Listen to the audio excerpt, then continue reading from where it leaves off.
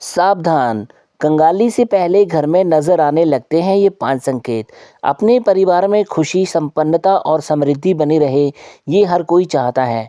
लेकिन अक्सर हम अपने घर में कुछ ऐसी गलतियां करते हैं, हमारे पारिवारिक कलह का कारण बनती हैं।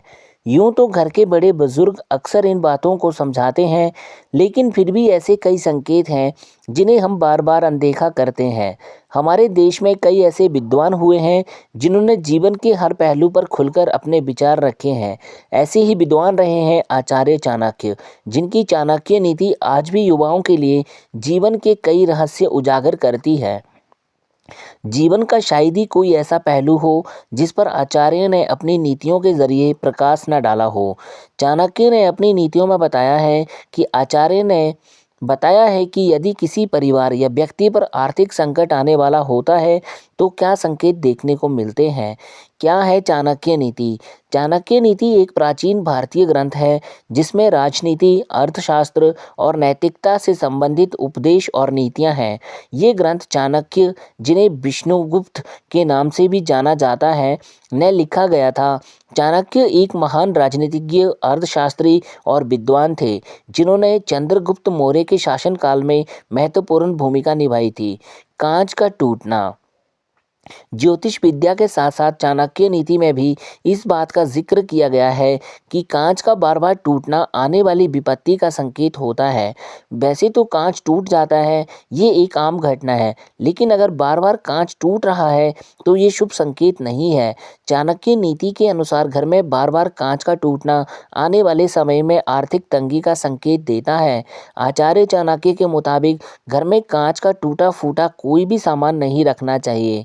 ये घर की आर्थिक स्थिति पर नेगेटिव असर डालता है। तो दोस्तों, रिक्वेस्ट करता हूँ वीडियो को बिना स्किप किए हुए देखा करें और चैनल पे नए हैं तो चैनल को भी ज़रूर सब्सक्राइब करें। घर में कलह बना रहे। हमारे प्राचीन ग्रंथों में कई ऐसे ज्ञान हैं जो हमें आने वाले खतरे के प्रति सचेत करते हैं।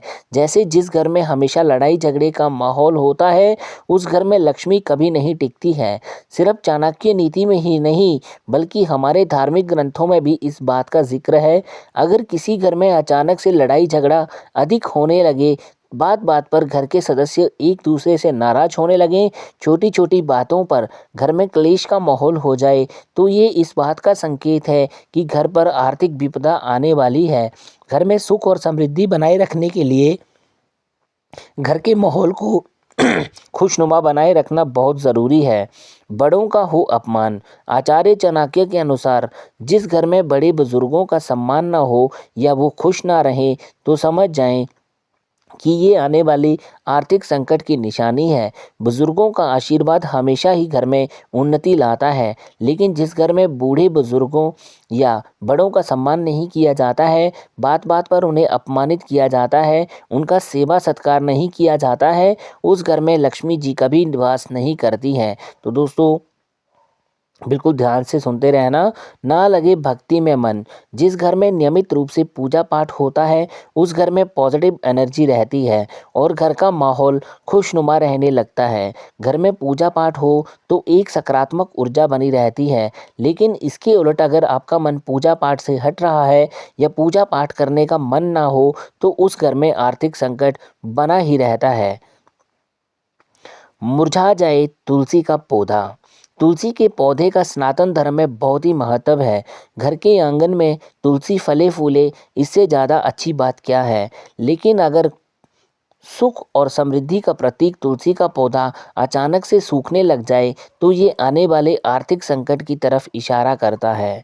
इसके अलावा अगर तुलसी के पौधे पर सफ़ेद फफूंदी जमने लगे, तो ये भी आर्थिक तंगी की तरफ संकेत है। तो दोस्तों, उम्मीद करता हूँ दी गई जानकारी आपको पसंद आएगी। ऐसे ही और वीडियोस देखने के लिए जुड़ रहे हैं हमारे चैनल धार्मिक टेल्स के साथ।